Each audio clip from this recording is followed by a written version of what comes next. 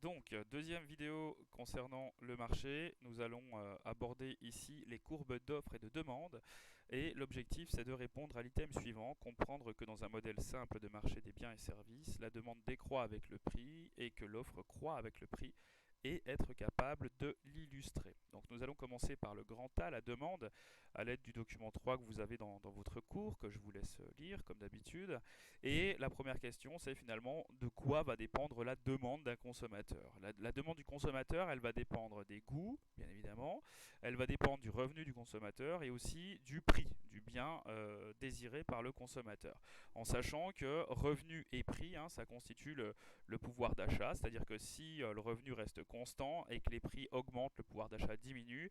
Si les revenus restent constants mais que les prix baissent, alors le pouvoir d'achat augmente. D'accord? Donc revenu, prix, c'est ce qui compose en fait le pouvoir d'achat d'un consommateur. Et ensuite, on vous pose la question suivante.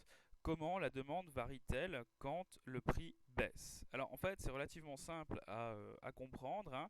Euh, si vous voulez, quand les prix sont très élevés, vous en tant que consommateur, bah, finalement, vous allez hésiter avant d'acheter quelque chose. D'accord? Pour une simple et bonne raison, c'est que quand ça coûte très cher, vous allez dépenser une part de votre revenu très importante pour consommer un bien qui est très cher, et donc finalement, vous allez sacrifier d'autres biens que vous auriez pu acheter si vous n'aviez pas acheté ce bien très cher. Voilà. Et inversement, si les prix sont très faibles, vous allez beaucoup moins hésiter avant de passer à l'acte d'achat, et donc la demande en fait sera beaucoup plus forte en fait pour des biens qui ont un prix relativement bas. Conclusion de l'histoire, quand les prix sont élevés, la demande est relativement faible, et quand les prix sont bas, la demande est relativement élevée. C'est relativement simple à comprendre. Euh, si les baguettes de pain avaient un prix de 3 euros, ben, il y aurait tout simplement moins de consommateurs capables ou souhaitant acheter cette baguette. Capable, c'est une question de revenu. Souhaitant, c'est une question de goût. C'est-à-dire qu'à partir d'un certain niveau de prix, euh, certains consommateurs vont se dire non, c'est trop cher. C'est-à-dire que le prix est supérieur à la satisfaction que je vais avoir à consommer ce bien. Donc en fait, non. Et inversement, en fait, si les prix sont, la baguette sont à 50 centimes, ben, vous allez avoir une demande plus importante, beaucoup plus importante, pour une simple et bonne raison, c'est que ça va correspondre à plus de personnes qui pourront s'offrir la baguette, question de revenus, mais aussi qui souhaiteront euh, avoir une baguette parce que 50 centimes finalement ça correspond à un niveau de satisfaction relativement faible. Voilà. Donc j'espère que je suis assez clair. Ce qu'il faut comprendre, c'est la chose suivante, c'est que la demande correspond à la quantité de marchandises que les agents économiques sont prêts à acheter à un prix donné. Elle varie en sens inverse du prix, c'est-à-dire que quand le prix augmente, la demande baisse, et quand le prix baisse, la demande augmente. Voilà. Donc ça, si vous voulez, c'est la relation prix-demande, c'est ce qu'on appelle une corrélation négative, c'est-à-dire qu'il y a un lien inversé entre prix et quantité demandée. Voilà.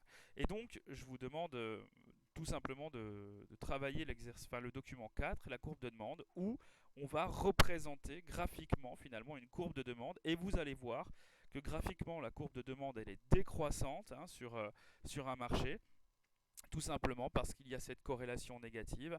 Plus les prix sont élevés, moins il y a de demandes. Plus les prix sont faibles, plus il y a de demandes.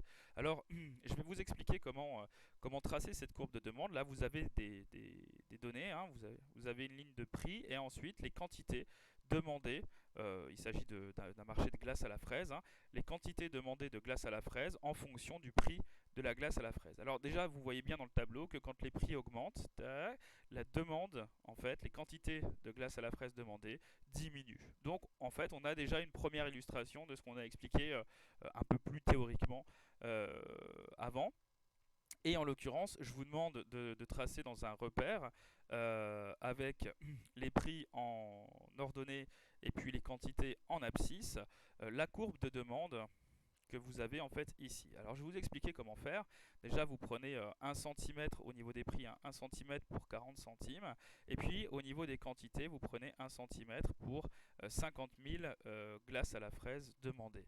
Et donc on va prendre un exemple tout simple. Pour un prix on va prendre le dernier, pour un prix de 6 euros, d'accord, vous avez 10 000 glaces demandées. Donc on prend notre graphique, hein, ici, on va prendre le prix de 10 euros et on va prendre le prix de 6 euros, excusez-moi, et hop, on va ici et on aura la quantité, vous voyez, hein, ici il y a quantité, la quantité de 10 000 glaces demandées. Et puis à l'inverse, hein, on va pas faire tous les points comme ça, mais si on prend le premier point ici, là, prix de la glace 0,6 euros, quantité demandée 650 000, donc on va prendre nos 60 centimes, tac, d'euros, hop, on va jusque là, ce qui correspond à 650 000 glaces à la fraise demandées sur le marché, et on a notre point. Donc vous faites ça pour tous les points, et ensuite vous reliez les points entre eux, voilà, et vous avez la courbe de la demande. Et vous voyez bien que cette courbe de demande, elle est décroissante en fonction du prix, c'est-à-dire que plus les prix baissent, plus les quantités demandées augmentent. Je vous le refais une dernière fois. Là, les prix sont très élevés, sur l'axe des ordonnées, vous voyez, les prix sont très élevés, les quantités demandées sont très faibles, et là, au contraire, à ce niveau-là, les prix sont très faibles, mais les quantités demandées sont très élevées. Et donc, on a bien cette corrélation négative entre le prix et la demande. Et donc, nous verrons dans la prochaine vidéo ce qu'on appelle la courbe d'offre.